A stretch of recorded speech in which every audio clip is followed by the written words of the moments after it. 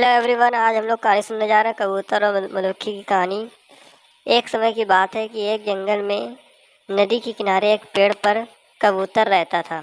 उसी जंगल में एक दिन कहीं से एक मधुमक्खी भी गुजर रही थी कि अचानक से वह एक नदी में जा गिरी।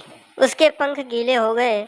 उसने बाहर निकलने के लिए बहुत कोशिश की, लेकिन वहाँ से नहीं निकल सकी। जब उसे लगा कि वह अब मर जाएगी तो उसने मदद के लिए चिल्लाना शुरू कर दिया। तभी पास के पेड़ पर बैठे कबूतर की नज़र उस पर पड़ गई। कबूतर ने उसकी मदद करने के लिए तुरंत पेड़ से उड़ान भर दी।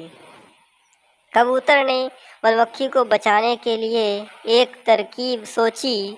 कबूतर ने एक पत्ते को अपनी चोंच में पकड़ा और उसने नदी में गिरा दिया। वह पत्ता मिलते ही मधुमक्खी उस पर बैठ गई। थोड़ी देर में उसके पंख सूख चुके थे। अब वह उड़ने के लिए तैयार थी। उसने कबूतर को जान बचाने के लिए धन्यवाद बोला। उसके बाद मधुमक्खी वहाँ से उड़कर चली गई।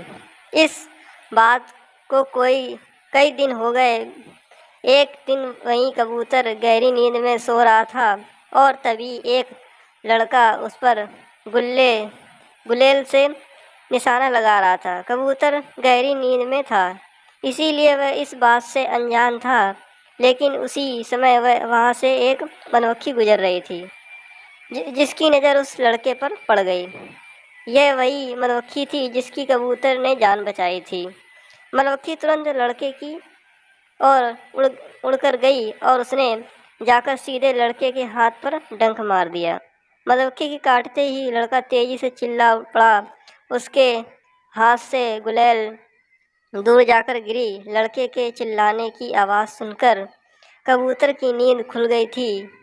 वह मधुमक्खी के कारण सुरक्षित बच गया था।